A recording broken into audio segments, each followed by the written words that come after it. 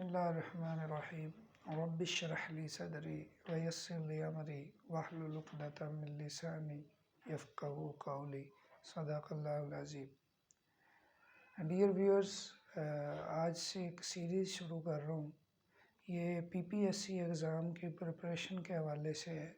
छोटी छोटी वीडियोज़ होंगी और उनके साथ कुछ एमसीक्यूज़ होंगे। एक प्रैक्टिस सेशन जो है वो भी चलेगा। तो उम्मीद है इससे आपको काफ़ी फ़ायदा होगा। पीपीएससी की प्रिपरेशन हो, चाहे वो लेक्चरशिप की हो, चाहे वो सब्जेक्ट स्पेशलिस्ट की हो, या फिर वो एजुकेटर्स की हो, केमिस्ट्री की प्रिपरेशन के लिए ये चीज़ आपको काफ़ी हेल्पफुल हो सकती है। ठीक है जी। तो आज स्टार्ट करते हैं, बेसिक से ही शुरू करेंगे, फिर आहिस्ता आहिस्ता जो जो मेन चीज़ें आएंगी उसमें हम आगे बढ़ते जाएंगे। तो आज का हमारा सिंपल सा है कि हमने केमिस्ट्री से स्टार्ट करना है। एक बेसिक कॉन्सेप्ट है, जनरल से हम आगे कॉम्प्लेक्स की तरफ चलेंगे। तो सबसे पहले मैटर क्या चीज़ है। अब मैटर जो है वेरी सिंपल, हमारे यहाँ इसको 9th ग्रेड पे भी पढ़ाया जाता है कि एनीथिंग, एनी मटेरियल, एनीथिंग जिसके पास दो प्रॉपर्टीज़ हों। एक तो वो कुछ ना कुछ मैस रखती होगी, हैविंग मैस होगा, ठीक है। और दूसरी जो उसकी प्रॉपर्टी है कि वो ऑक्यूपाई सम वॉल्यूम, वो कुछ ना कुछ वॉल्यूम कवर करेगी, उसको हम मैटर बोलते हैं। ये सिंपल सी डेफिनेशन है। Any kind of material which can be handled, उस सारे को हम मैटर कहते हैं, ठीक है जी। अब मैटर जो है इसकी आगे मुख्तलिफ फॉर्म्स हैं। जैसे आप नेक्स्ट इसमें हम टाइप्स ऑफ मैटर की बात करें तो इसकी कंपोजिशन के लिहाज से, on the basis of the composition of matter can be divided into two forms. One organic हो सकता है, आप बेहतर समझते हैं ऑर्गेनिक क्या है। Compounds of carbon and hydrogen which are also called hydrocarbons and their derivatives. बड़ी सिंपल सी डेफिनेशन है कि ऑर्गेनिक कंपाउंड्स की स्टडी जो है वो हाइड्रोकार्बन्स एंड देयर डेरिवेटिव्स, वो ऑर्गेनिक केमिस्ट्री होती है। तो जो आपका मटेरियल है वो ऑर्गेनिक कंपोजिशन में भी हो सकता है, और दूसरा इनऑर्गेनिक आप समझते हैं, पहले से जानते होंगे, except hydrocarbons and their derivatives. हम सिंपली ये कहते हैं कि जो कार्बन और हाइड्रोजन के कंपाउंड्स होते हैं, हाइड्रोकार्बन और उनके डेरिवेटिव, उसके अलावा जो कुछ भी है, एनी काइंड ऑफ मटेरियल जो है उसको हम इनऑर्गेनिक में स्टडी करते हैं। अब चीज़ आती है फॉर्म्स ऑफ मैटर। अब फॉर्म्स जो हैं हम मैटर को उसकी स्टेट्स के हवाले से डिस्कस करते हैं कि मैटर जो है वो 3 फिजिकल स्टेट में मिलता है। एक है सॉलिड, एक है लिक्विड और तीसरी है गैस। आप इसमें सिंपल सा है कि जो सॉलिड होते हैं उनका क्या होता है जी, डेफिनेट फिक्स वॉल्यूम भी होता है एंड डेफिनेट शेप होती है।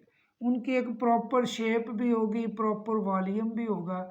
जबकि लिक्विड जो है उनकी इनडेफिनेट शेप होती है, डेफिनेट वॉल्यूम होगा, डेफिनेट वॉल्यूम है, लेकिन शेप जो है वो इनडेफिनेट है। इनडेफिनेट शेप मीन के वो जिस कंटेनर में लिक्विड को रखा जाएगा वो उसकी शेप अडॉप्ट कर लेता है। आप एक गिलास में लिक्विड रखें, आप एक बॉक्स के अंदर रखें, आप किसी पाइप में रखते हैं, तो वो जिस भी शेप में आप उसको रखेंगे वो उस शेप का, जिस शेप के कंटेनर में उसको रखा जाएगा वो शेप अपना लेता है। और तीसरी चीज़ जो है वो उसकी जो स्टेट्स है, फिजिकल स्टेट, वो है जी गैस है, और गैस में ना तो उसका वॉल्यूम भी इंडेफिनेट होगा, मतलब वॉल्यूम भी फिक्स नहीं होता, ये भी चेंज होता रहता है। आप प्रेशर कम ज़्यादा करें तो वॉल्यूम भी कम ज़्यादा हो जाता है, और इंडेफिनेट शेप भी होती है कि आप इसको जिस कंटेनर में रखेंगे ये उस कंटेनर की शेप का हो जाएगा। मसलन टायर है या बैलून है या जिस भी कंटेनर में हम ये गैस स्टेट को रखेंगे उस मटेरियल को, तो वो उस शेप का हो जाएगा। तो ये फॉर्म्स ऑफ मैटर हैं जिसको हम मुख्तलिफ स्टेट्स की बात करते हैं, सॉलिड, लिक्विड एंड गैसेस। उसके बाद काइंड्स ऑफ मैटर है। काइंड्स ऑफ मैटर में बड़ी हम कुछ टर्म्स हम इस्तेमाल करते हैं, केमिस्ट्री की टर्मिनोलॉजी है जिसमें हम कहते हैं जी एलिमेंट है, कंपाउंड है, मिक्सचर है, सब्सटेंस है। तो काइंड्स ऑफ मैटर ये एक ऐसी चीज़ है जिसमें हर टर्म्स को आगे मज़ीद जो है वो आइडेंटिफाई करना होता है, जिसमें सबसे पहली चीज़ जो है वो एलिमेंट है। एलिमेंट क्या है जी? मैटर की वो फॉर्म जिसको further don't split up into other matter, other material, other kinds of substance, वो एलिमेंट है। जैसे आपके पास कार्बन है, हाइड्रोजन है, नाइट्रोजन है, ऑक्सीजन है, सल्फर है, फास्फोरस है, ये तमाम के तमाम वो चीज़ें हैं जिनको आप फर्दर अगर ब्रेक डाउन करते हैं तो उससे ये चीज़ें दोबारा से हासिल नहीं होंगी। इनको फर्दर स्प्लिट अप करके, तोड़ के आप इससे दोबारा ये चीज़ें हासिल नहीं कर सकते। ये प्योरेस्ट फॉर्म ऑफ मैटर आप कह लें, जिनसे ये पूरा मैटर बना होता है। हम उसकी कंपोजिशन को स्टडी करते हैं तो हर एक जो है वो छोटे छोटे पार्टिकल से बना होता है, और उन पार्टिकल्स की काइंड्स देखें तो वो तकरीबन ये 118 जो मौजूदा जो नंबर है कि तकरीबन 118 ऐसे डिफरेंट टाइप्स ऑफ मटेरियल है, डिफरेंट टाइप्स ऑफ एटम्स हैं जिनसे ये पूरा का पूरा मैटर बना हुआ होता है। उसके बाद इसमें आता है जी कंपाउंड, कि कंपाउंड जो है वो एलिमेंट के कॉम्बिनेशन से है। 2 और मोर एलिमेंट का कॉम्बिनेशन होता है, कंबाइंड स्टेट में हो तो वो कंपाउंड है। अब इसमें एक चीज़ बड़ी इंपॉर्टेंट है कि इसकी एक प्रॉपर्टी कि ये फिक्स रेशो होते हैं।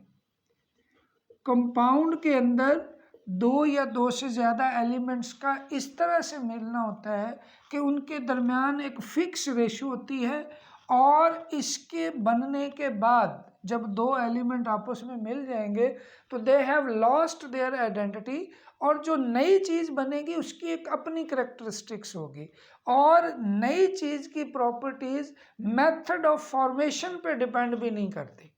ठीक है, मसलन आप देखें, आपने NaCl है। अब NaCl एक कंपाउंड है, इसकी पर्टिकुलर प्रॉपर्टीज़ हैं। अब ये इस बात पे डिपेंड नहीं करता कि इस NaCl को आपने इस रिएक्शन से बनाया है या आपने सी वाटर लेके उसके अंदर से उसकी एवेपोरेशन से ये बनाया है। मतलब मेथड ऑफ प्रिपरेशन कोई भी हो उस पर डिपेंड नहीं करता, ये ओवरऑल एलिमेंट पे डिपेंड करता है जो जुड़ रहे हैं, और दूसरा उनकी रेशो पे कि वो किस रेशो से जुड़े हुए हैं। सपोज आप कार्बन डाइऑक्साइड की एग्जांपल लेते हैं तो इसमें 1:2 से ये मिले हुए हैं, तो कहीं से भी आप कार्बन डाइऑक्साइड ले लें, अगर वो कार्बन डाइऑक्साइड है तो उसमें ज़रूरी होगा कि कार्बन और ऑक्सीजन की रेशो एटम के लिहाज से ये 1:2 होगी, और अगर ये रेशो चेंज होती है तो वो कभी भी कार्बन डाइऑक्साइड नहीं होगा, वह फिर कोई और कंपाउंड होगा। जैसे आप ये कह सकते हैं कार्बन मोनोऑक्साइड, ये एक दूसरा कंपाउंड है, इसमें 1:1 लिया गया। अब इसी तरह से जो हम सब्सटेंस की बात करते हैं, ये भी प्योरेस्ट फॉर्म ऑफ मैटर है जिसके अंदर फिक्स रेशो होती है, और उनका एक फिक्स जो है वो प्रोपोर्शन होता है, जो भी चीज़ें उनमें मिली हुई हैं, जो भी एलिमेंट मिले हुए हैं। तो कंपाउंड भी एक सब्सटेंस है जो डिफरेंट एलिमेंट के मिलने से बना है। और तीसरी चीज़ जो इसमें मेन सबसे इम्पोर्टेंट है जी, वो है मिक्सचर। मिक्सचर भी दो या दो से ज़्यादा चीज़ों का कॉम्बिनेशन ही होता है, लेकिन नॉट फिक्स्ड रेशो। इसकी सबसे इम्पोर्टेंट चीज़ ये है कि इसमें रेशो जिन चीज़ों को आप मिक्स कर रहे हैं उनकी रेशो फिक्स नहीं होती, उसमें वो किसी भी रेशो में मिल सकते हैं और उनकी प्रॉपर्टीज़ या उनकी स्टेट्स उनके मेथड ऑफ प्रिपरेशन पे भी डिपेंड करेगी कि किस मेथड से वो चीज़ बनाई जा रही है। उसके लिहाज से उसकी प्रॉपर्टीज़ चेंज हो सकती हैं और उसमें कितनी रेशो से वो चीज़ें मिल रही हैं मिक्सचर में, उसके लिहाज से भी ये प्रॉपर्टीज़ जो है वो चेंज हो सकती हैं। ये जनरल सी टर्म थी, कुछ जो हम यूज़ करते हैं। इससे नेक्स्ट इंशाल्लाह हम नेक्स्ट वीडियो में इस पर बात करेंगे।